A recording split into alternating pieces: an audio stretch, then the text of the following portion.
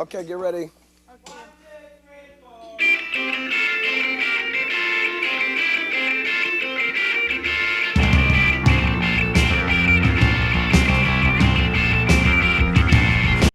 Good morning, everybody. I hope that you're doing wonderful. I am, and the crypto is looking pretty awesome this morning as well. In my last video, the Polka Eve edition, we talked about DOT being listed, the real DOT, not IOUs or anything, the following day. And I warned everybody, and I think everybody already knew, but I warned them anyway about FOMO'ing in the following day. So here's the following day. This is on KuCoin. Now it's showing the high price of that day at $14.35. I know for a fact, because I was watching it that day, that it actually, the high was like $40 that day. I saw it, I watched it. And then this is over on Hotbit, where it got up to $60 and then came back down to the $3.50 to $4.25 range, which is where it's been ever since. I want you to keep that in mind when you start seeing all these DeFi projects that look great on Uniswap and for a good short-term trade. But also remember that old saying that if you're sitting at the poker table and you look around and you can't figure out who the sucker is, well, then the sucker is you. This was on CoinDesk a couple of days ago. Guys, they're not even trying to hide what they are anymore. They are straight out making fun of you. Spaghetti money, 200 million into another one of these meme coins that's less than 12 hours old. No public figurehead, no audited code, just spreading the money that, oh, mad gains. Spaghetti coin? Or what is it? Wait, spaghetti money. And there's also a native pasta token that has no function whatsoever, since there isn't a governance model in the first place. Guys, just watch yourself when you start seeing some of these things come floating into the Telegram group. Don't be a FOMOer. Don't be a FOMOer. Just stop. I did a video 2 weeks ago called Stop Chasing the Dragon. Nothing that I do is financial advice. I try to share with you ways to perhaps maybe help you keep a little peace of mind while you're trading. That's a good one to watch, I think, but let me try to put it in terms that might be easier for you to grasp. As many of you know, my experience in the crypto market is not from a knowledge of how cryptos work. If you didn't know that, now you do. Quit sending me requests on financial advice and take a look at my portfolio and what do you think of this project and what do you think of that project? I grew up professionally in the sales industry. A lot of that real estate, a lot of that was in timeshare sales, and about a third of that was in retail. Now, let me give you a good example that might make a lot of sense. Because we had 8 different models, and as you go down, the price actually went up. So this would be the least expensive, this would be the most expensive. Now, if you're a commission salesperson, you want everything in this range because you're not looking at the big picture. Why? Because we had a 100-night guarantee, which means that any time during that 3 months, if they're not 100% satisfied, they can return it. Then your commission is 0. So you can't look at it like that. Some people do. Some people had a lot of cancellations. Each of these different models had different benefits and different features. And what we tried to do is to find the right balance between comfort, benefits, not features. You don't ever sell features. If you've ever been in real estate and you have a real estate salesperson who focuses on features, oh, there's your patio.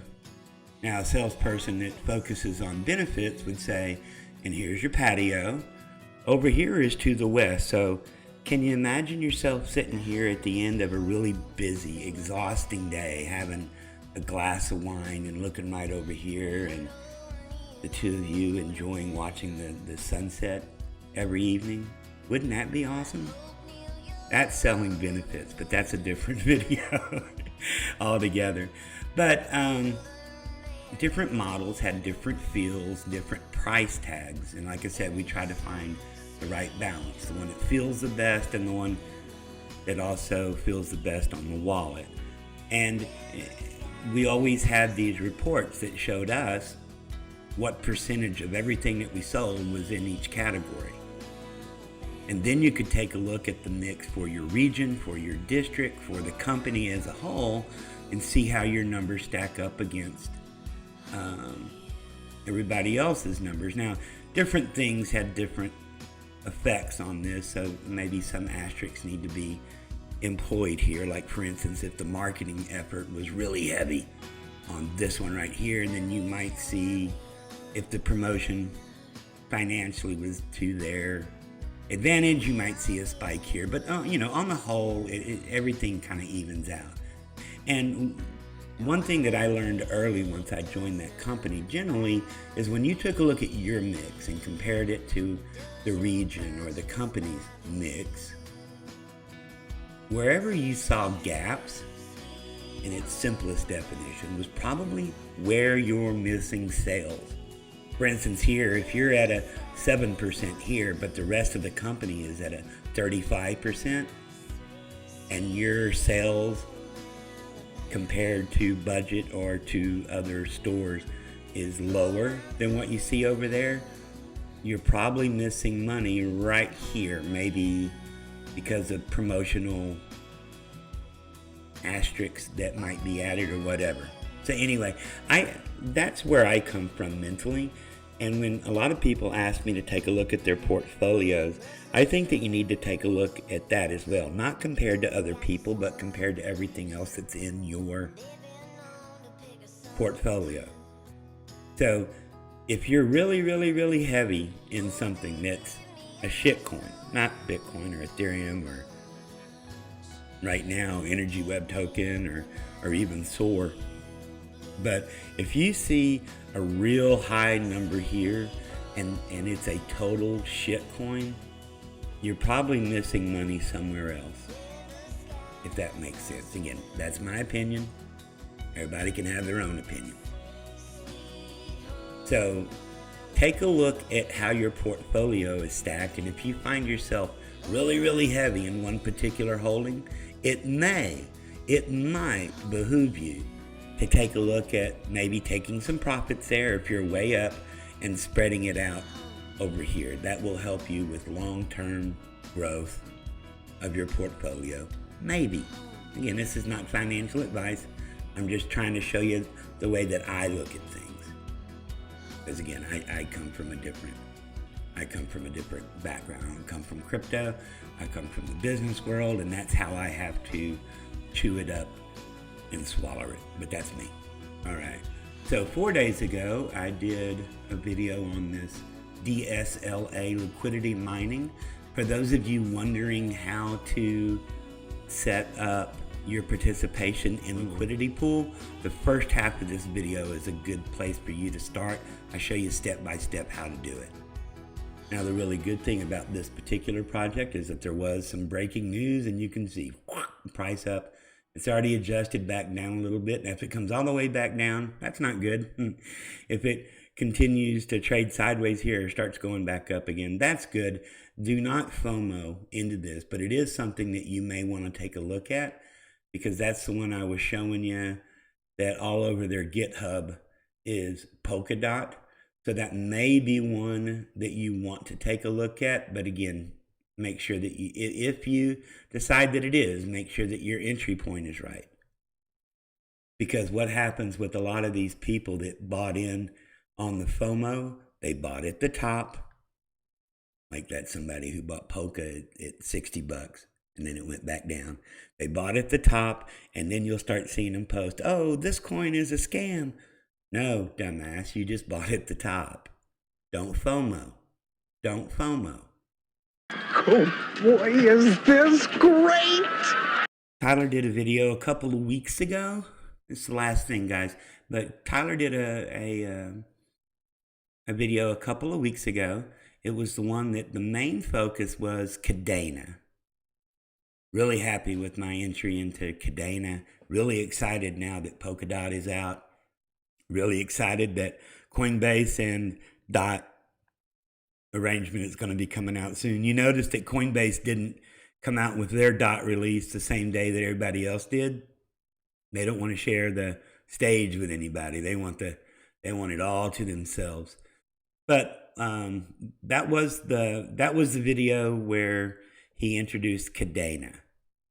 Now, there was another one in that video that had a lot of the same markers that Cadena did as far as the testing and the results with Coinbase, and that was Handshake. Now, full disclosure, I'm not in this one yet. I'm glad that I'm not in it yet. I wish I was, but for a couple of reasons, I'm not in it yet because I'm still watching it, and it's come down a little bit in the last week, so I'm good with that. One thing that I liked about it was, well, what Tyler talked about as far as the potential Coinbase listing. But one thing that I had found before that, somebody had sent me this PDF. Now, who made it, I don't know. But it looks like it's a newsletter of sort, and it's got a lot of Polkadot stuff in it. And then here's this on Handshake that's in this. Basically, it was a hackathon that was coming up. I share this with you not to necessarily show you this, but really to more show you this. This was kind of eye-opening for me. So will I be opening a position in Handshake? Yeah, probably so.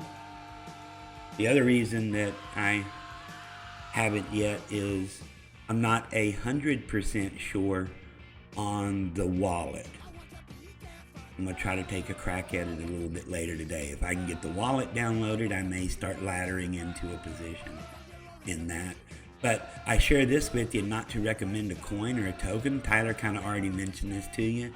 I mentioned this to you to see if any of you out there have done any research on this and see if you can share what you've learned with it and what either excites you or turns you off about it. So please feel free to share either down here in the comments or in a PM or in the main chat over in the Chico Crypto Telegram chat. Since again, this is one of the ones that he mentioned in that same video that he introduced Cadena to a lot of us. All right. That's pretty much it, guys.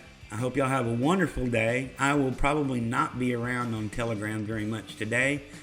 I'm kind of easing into road trip planning mode and getting really excited about that. So gonna have to start circling some places that are on the gotta see this while we're out there list, and then that will help us design the whole roadmap for the road trip.